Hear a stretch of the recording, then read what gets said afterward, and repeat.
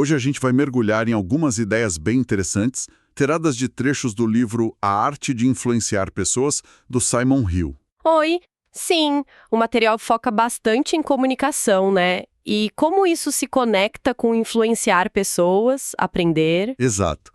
Tanto na vida pessoal quanto no trabalho. A nossa ideia aqui é cavar fundo nesses trechos e ver o que a gente tira de mais valioso. Uhum. Por exemplo, uma coisa que me chamou a atenção logo de cara foi essa ligação que o texto faz. Comunicar bem é ter poder de influência. E também aquela tecla, ouvir primeiro, falar depois. Parece óbvio, mas... Pois é, mas não é tão simples assim, né? A própria definição de comunicação que ele traz já é um ponto de partida legal. Não é só falar. Como ele define? É a habilidade de trocar informações e tornar comum os meus conhecimentos. O foco tá no tornar comum, sabe? Fazer o outro entender de verdade. Entendi. Compartilhar para que o outro absorva. E o texto bate muito na tecla de que isso é vital, né? Quase essencial para a gente. Sim, menciona até estudos sobre isolamento, o impacto que isso tem. Chega a falar que a falta de comunicação é caso de vida ou morte. Tem aquele exemplo forte do navegador, o Carl Jackson. Ah, sim. O cara que foi viver sozinho no mar. Isso. E ele percebeu que mesmo sendo autossuficiente e tal, a vida sem interagir com ninguém perdeu o sentido. A solidão virou um peso enorme. Nossa. E essa necessidade de conexão? Aí entra a influência, né? Exatamente. O livro é bem direto. A eficácia da sua comunicação é diretamente proporcional ao seu poder de influência. Quanto melhor você se comunica, mais você influencia. É quase uma consequência natural. Isso me faz pensar numa provocação que o autor coloca. Será que a gente foi realmente ensinado a se comunicar pensando nisso, em conectar e influenciar de verdade? Boa pergunta. Muitas vezes parece que a gente aprende só, sei lá, seguir um script, né? Falar o que é certo, mas sem pensar na conexão real, no impacto. Pois é. Então, tá. Se a gente não aprendeu direito, como é que faz para melhorar? O livro sugere começar pela tal da observação ativa. Isso. Não é só olhar, é prestar atenção mesmo, nos detalhes, nas reações das pessoas, no ambiente. É tipo absorver o que está acontecendo ao redor. Exato. E essa observação é o combustível para a aprendizagem transformacional, como ele chama. A gente usa essas imagens, sons, sensações que a gente captou para formar nossas opiniões, para entender as coisas. Ah, então não é só receber informação passivamente. Não mesmo. É um processo ativo. O cérebro pega essa matéria-prima, da observação, e constrói o conhecimento. E claro, isso ajuda demais na hora de se comunicar melhor. Mas para aprender assim, a gente tem que estar aberto, né? Lembrei daquela história do monge e do rapaz no poço. Ah, essa é ótima. O rapaz está preso, pede ajuda, o monge desce, mas na hora de subir o próprio monge se agarra numa pedra e não sai do lugar. E a lição é? Que não dá para ajudar quem está agarrado nas próprias limitações, nas crenças negativas.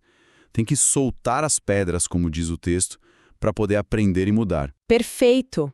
E essa combinação observar ativamente e ter a mente aberta não só melhora o aprendizado, como também, segundo o livro, faz a gente ser percebido como mais inteligente. Ah, é? Por quê? Porque quem se comunica bem, quem articula as ideias com clareza baseado no que observou, passa essa impressão. A observação dá a base e a comunicação bem feita apresenta essa base de forma eficaz. Falando em comunicação eficaz, sempre tem aquela discussão sobre os componentes, né?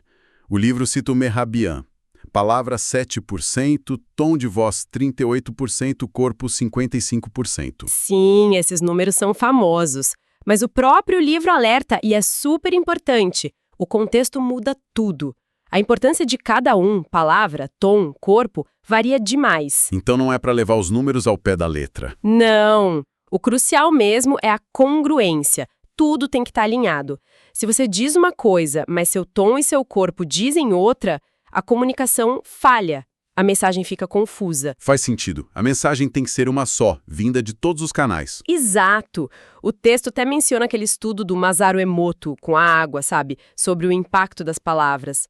Mesmo sendo controverso, serve para ilustrar o poder que a linguagem tem, seja ela positiva ou a negativa. Interessante. E além dos componentes, tem os níveis de comunicação, né? O livro fala em 3. automático. Isso, o automático é aquele modo padrão. Meio distraído, falando enquanto faz outra coisa, sem muito contato visual, sabe? A comunicação do dia a dia, muitas vezes superficial. Tipo, responder bom dia no piloto automático. Exatamente. Aí tem o nível inteligente. Nesse já tem interação de verdade, tem atenção, troca de informação, raciocínio. A mente está conectada ali. E o terceiro, o emocional. Esse é o mais profundo. Sim, é onde a comunicação realmente toca, sabe? Gera conexão de verdade, simpatia e o mais importante, confiança. É nesse nível que os relacionamentos ficam fortes e a influência real acontece. E como a gente chega nesse nível? O livro sugere que até gestos simples, como um aperto de mão firme, olho no olho, podem ajudar a criar essa ponte do intelectual para o emocional. Construir essa conexão emocional é chave para influenciar positivamente. Mas nem tudo são flores, né? A comunicação tem seus desafios. O livro fala muito de distorções, ruídos. Com certeza. Tem aquela história engraçada do café expresso que vai passando de pessoa para pessoa e chega totalmente diferente no final? Ah, sim. Era pela metade e chega transbordando, algo assim. Isso! Mostra como a mensagem se perde fácil. O autor até brinca com uma fórmula. A chance de dar errado é o número de pessoas envolvidas ao quadrado. Caramba! E o que causa esses erros? Os tais ruídos? Exato. Ele classifica em 3 tipos. Externos, que é barulho, interrupção. Fisiológicos, tipo cansaço, fome, dor. E os psicológicos, que são os filtros dentro da nossa cabeça. Esses psicológicos devem ser os mais traiçoeiros, imagino. São sim. O livro detalha alguns. Egocentrismo, que é essa dificuldade de ver o ponto de vista do outro, discriminação e estereótipos, quando a gente já julga pela capa, pelo rótulo. Que mais? Tem a competição inconsciente, aquela necessidade de ganhar a conversa, sabe? Contar a melhor piada, ter a última palavra. E a projeção, que é quando a gente acha que o outro tem as mesmas intenções ou sentimentos que a gente, muitas vezes criando problema onde não tem. Nossa, é muita coisa acontecendo na nossa cabeça que pode atrapalhar a comunicação sem a gente nem notar. Dá o que pensar sobre os nossos próprios ruídos, né? Totalmente. É um convite à autoanálise mesmo. Outra coisa que o livro faz é diferenciar bem 3 palavras: persuasão, manipulação e influência, que muitas vezes a gente mistura tudo. Sim, é uma distinção importante. A persuasão, segundo o texto, é convencer pelo argumento lógico, pelo raciocínio, é mais pé no chão, mais racional. E a manipulação? Essa tem uma conotação negativa. É usar truque, pressão, explorar a emoção do outro para conseguir o que quer, pensando só no próprio benefício. Não tem respeito pelo outro lado. Tá. E a influência, que é o foco do livro? A influência é diferente. É fazer o outro querer agir por vontade própria. Geralmente por admiração, por respeito, por gostar da pessoa ou da ideia. O exemplo do corte de cabelo do Neymar ilustra bem. Ah, é verdade. Ninguém mandou, ninguém pressionou. As pessoas imitaram porque admiravam ele. Exato. A influência respeita a liberdade do outro. É como plantar uma ideia, sabe? Não forçar. O livro até cita o filme A Origem nesse contexto. Legal essa distinção. E fica claro que o caminho proposto é o da influência ética, né? Evitar a manipulação a todo custo. Com certeza. A busca é por inspirar, por construir junto, respeitando a autonomia de cada um. E para desenvolver essa influência boa, quais são as ferramentas, os ingredientes que o livro destaca? Bom, ele volta naqueles componentes da comunicação, mas com esse olhar da influência. Fala do poder das palavras, usar termos positivos que criam imagens boas na mente do outro, tipo resultados, segurança, oportunidade. E o tom de voz e o corpo? Cruciais também. O tom certo pode mudar tudo. A mesma frase dita de formas diferentes tem impactos opostos. E o corpo, né? A postura, os gestos, podem passar confiança ou insegurança, abertura ou defesa. Muitas vezes, o corpo fala mais alto que a palavra. E imagino que ouvir bem continue sendo fundamental aqui. Essencial. A escuta empática é super destacada. Tem aquela frase ótima: Ouvir é função dos ouvidos, escutar é função do cérebro, requer atenção. Boa. Escutar é mais profundo. Muito mais. É se esforçar para entender o mundo pela ótica do outro, sem ficar julgando. Empatia não é ter pena, é compreender de verdade. O livro até sugere um tratamento para melhorar a escuta. Falar menos, aceitar mais, ser mais sensível. E a assertividade. O livro parece gostar bastante dessa palavra, chama até de assertivez. Ele dá bastante valor. Assertividade é conseguir dizer o que você pensa, o que você precisa, seus limites, de forma clara, direta, mas sempre com respeito. Não é ser grosso, nem engolir sapo. Achar um meio termo. E isso. Tem uma história legal do pai do autor resolvendo uma cobrança complicada. O tio dele não conseguiu, mas o pai foi lá, falou direto, com respeito e resolveu. E quais os benefícios de ser assertivo? Há muitos. Economiza tempo, evita mal-entendido, previne conflito, passa uma imagem de competência. O livro dá até umas técnicas, tipo a do sanduíche para dar feedback. Elogio, crítica construtiva, elogio. Isso. E aquela de discordar concordando, tipo, entendo o seu ponto e o que eu penso sobre isso é. São ferramentas práticas. Essas habilidades todas, comunicação, escuta, assertividade, parecem a base para a liderança também, né? O livro entra nisso. Entra, sim. Vê a comunicação como a chave para lidar com os desafios do líder hoje. Equipe enxuta, pressão por resultado, motivar gente e aponta qualidades essenciais para o líder.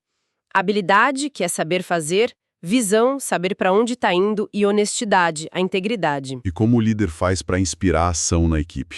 O livro fala de decisão, motivação. Sim, a capacidade de tomar decisões é vista como central para a autoridade.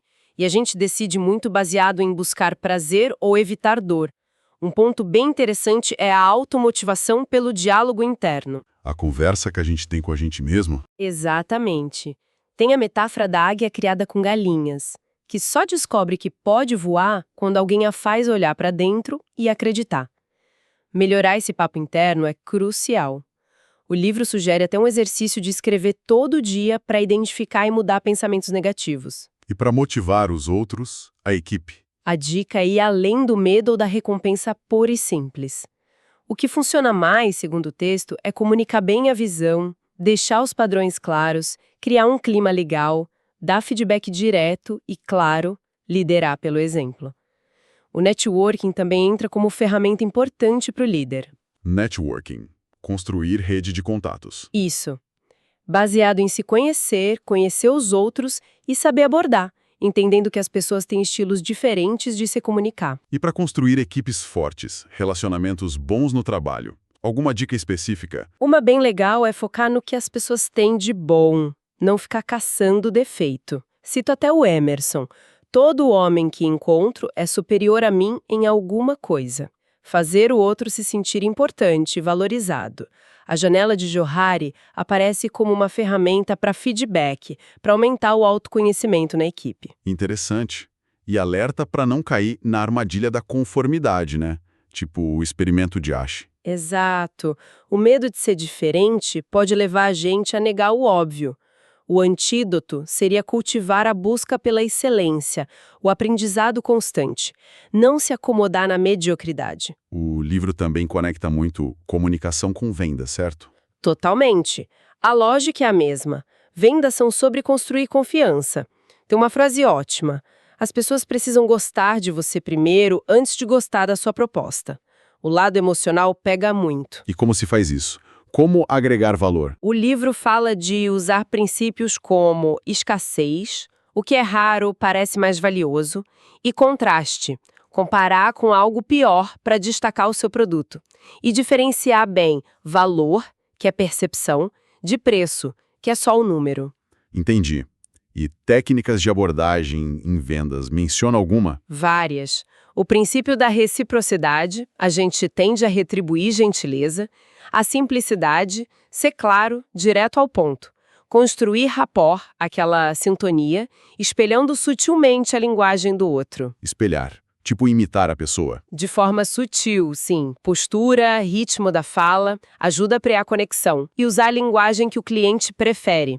Mais visual, auditiva ou sinestésica. Fazer perguntas abertas para entender a necessidade dele de verdade. E diferenciar vender de negociar. Na negociação, o foco é o ganha-ganha. Uma coisa que me chamou a atenção foi a ideia de simplesmente pedir. Ah, sim. O poder da solicitação. É surpreendente como a gente às vezes não consegue o que quer só porque não pede. O livro fala que tem até diferença cultural, de gênero nisso, e sugere usar metáforas como um jeito indireto e poderoso de pedir ou passar uma ideia. Metáforas? Como elas ajudam? Elas capturam a atenção, simplificam o complexo, criam imagens mentais, estimulam a pensar, são bem eficazes. E fora do trabalho, o livro fala de relacionamento pessoal, família, amigos. Fala um pouco, sim, sobre a dinâmica familiar, a importância de adaptar a comunicação com os filhos conforme eles crescem, de falar sobre sentimentos, fala de amizade baseada em valores e dá um destaque grande para o perdão como algo essencial para a saúde dos relacionamentos. Uau! Realmente a gente cobriu bastante coisa só com esses trechos. Se fosse para resumir a essência, o que seria a arte de influenciar pessoas segundo essa fonte? Olha, acho que a mensagem principal é que influenciar de verdade não é sobre técnica ou truque. É sobre desenvolver habilidades humanas, sabe? Começa dentro da gente, com autoconsciência, entendendo o nosso papo interno. Certo. Depois, passa por entender o outro de verdade, com observação, com escuta empática. E aí sim se comunicar de forma clara, alinhada, respeitosa, buscando conexão emocional. É um caminho de dentro para fora. Faz todo sentido. Não é manipular, é conectar e entender. E reforça aquela ideia do começo de estudar o conhecimento, não só consumir. Exatamente. A maestria parece vir dessa compreensão profunda de si e do outro, e da prática consciente. Não tem fórmula mágica. Para fechar, o livro deixa umas reflexões com metáforas, né? Aquela dos animais da savana. Sim, o guepardo rápido, mas limitado, a hiena oportunista, o leão focado e que colabora. A pergunta que fica é: que tipo de comunicador, de influenciador, a gente escolhe ser? É uma boa pergunta para a gente levar. Pensa na responsabilidade que a gente tem quando se comunica e influencia os outros, né? Exatamente. É algo poderoso.